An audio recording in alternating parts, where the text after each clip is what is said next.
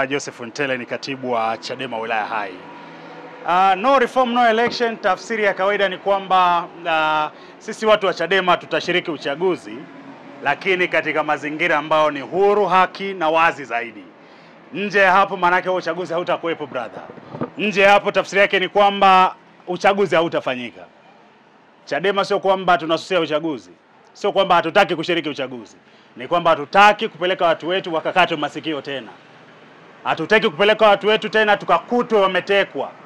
Hatutaki kupeleka watu wetu kwenye uchaguzi tukakuta tena saa hizi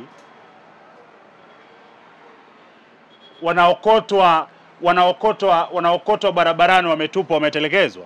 Hatutaki watu wetu tuwapeleke tena katika uchaguzi wa chome misumari kwenye miguu. Tuna historia kubwa katika jimbo letu la Hai.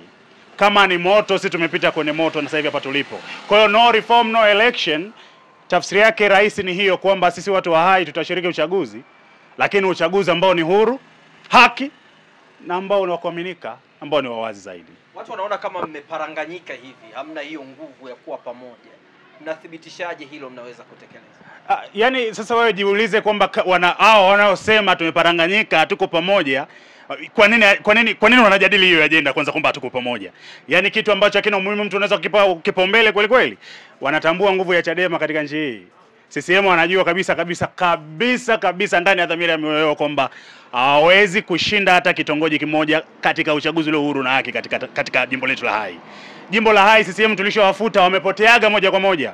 Wamshukuru Sabaya na yote yale aliyoyafanya na uchafuzi wote ambao aliwasaidia kuweza kufanya, lakini mpaka sasa Saashisha Mafua anazunguka huko, anachinja ng'ombe, anawaambia njooni kwenye mikutano, anachinja na mang'ombe, watu hawaendi.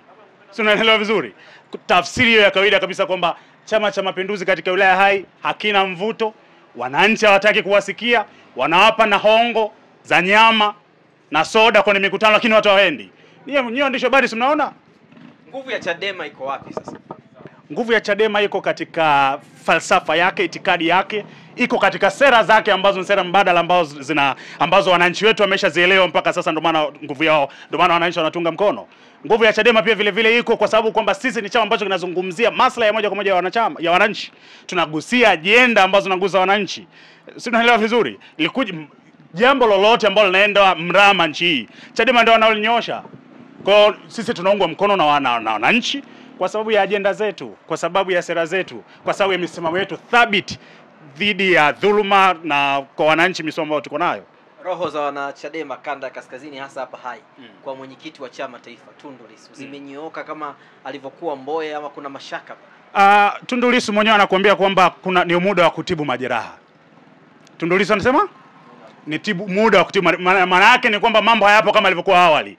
Na mimi nitoe tu wito ni kwamba kwa kuwa ameyasema hadharani, kuna haja kubwa sana, sio masuala ya kaskazini peke yake, hata kule Ikungi, Mahambe kuna haja ya kutibu majeraha.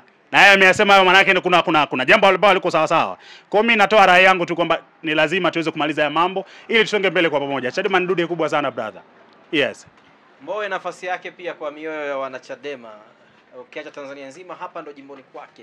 Watu wanamchukuliaje? Kama shujaa, kama mtu ambaye mnyonge hivyo kuonewa huruma kwa sababu alishindwa taifa amni nini? Brother, Mbowe hashindwi. Mbowe hawezi kushindwa. Na Mbowe sio kama ameshindwa uchaguzi. Yaani Mbowe saizi ni mwenyekiti wa Chadema awamu ya 3. Si unaelewa vizuri? Yaani Mbowe ni either ashinde au atoe somo. Si umeona somo lotoa pale? Yes. Kwa hiyo issue tu ni kwamba kwa Mbowe katika ukanda kaskazini, sio kaskazini, Tanzania nzima Mbowe ni shujaa wa Tanzania hii. Afrika nzima anajua Mbowe ni nani. Sasa amekuwa mwenyekiti mwenza wa vyama vya demokrasia vya IDU katika ADU, sio? Yes, African Democratic Union, amekuwa mwenyekiti mwenza pale Afrika nzima. Yaani maana yake ni kwamba viongozi wote wa Tanzania, wote wa Tanzania na Afrika wana mengi sana kujifunza kwa Mbowe. Sana. Kwa hiyo ni jambo la kusema kwamba Mbowe ni Mbowe hajawahi kuwa mnyonge brother. Hajawahi kuwa mnyonge. Kwanza kusema hivyo unamkosea sana Mwamba. Yaani Mbowe hajawahi. Mbowe liko salama akirudi au akirudi mtu yoyote? Ni hivi brother, nisikilize kwa makini. Jimbo liko salama mpaka sasa. Mpaka sasa hizi tunasema jimbo lipo salama. Mbowe ni mtu ambaye anaweza kugombea nafasi yote duniani na akapata. Ndio sembuze masuala ya Hai hapa. Hai alishamaliza, yani Hai ameshamaliza mambo, yani kushinda kwake, kukubalika kwake Yes, sio swala kubalika hai. Tunazungumzia mambo ya Mbowe kubalika duniani. Sasa siasa zake sasa za dunia. Masuala ya hai tulishamaliza siku nyingi. Alishathibitisha pasi na shaka na anaendelea kuthibitisha kwamba yeye ni kiongozi wa kuigwa mfano na viongozi wote Tanzania wana mengi ya kujifunza kutoka kwake. Aliyopo ni kama anasema kuna vitu amevifanya. Ukimkompea Mbowe akiwa mbunge hapa na huyu Saashisha kutoka CCM ambaye ni mbunge, unaona nani amefanya? Saashisha amefanya nini jimbo la Hai? Yaani kwamba Saashisha Mafue kuna kitu amefanya. Yaani yeye amefanya nini Saashisha? Na lini umemsikia Mbowe anajigamba yeye mwenyewe kwamba hichi nimefanya? Mbowe siku zote anakuambia anasisitiza uwajibikaji wa wananchi. Mbowe siku zote anasisitiza wananchi watambue wajibu wao kwamba wanalipa kodi na kodi hiyo ndio inayotumika kwa ajili ya kuletea maendeleo. Mbowe hajawahi kujiassociate na maendeleo katika jimbo la Hai kwa sababu anajua wananchi wanalipa kodi na ni haki yao kuweza kupata nini? Kupata maendeleo. Huyu bwana mdogo yeye anakuja anasema mfanye ile lipi hapa wamelifanya. Nikwambia ngoja kwambia kitu kimoja. Chama cha Mapinduzi kama wanaona kuna kitu chochote cha maana wamefanya katika taifa hili, waulize kwa nini wanaogopa uchaguzi huru na haki.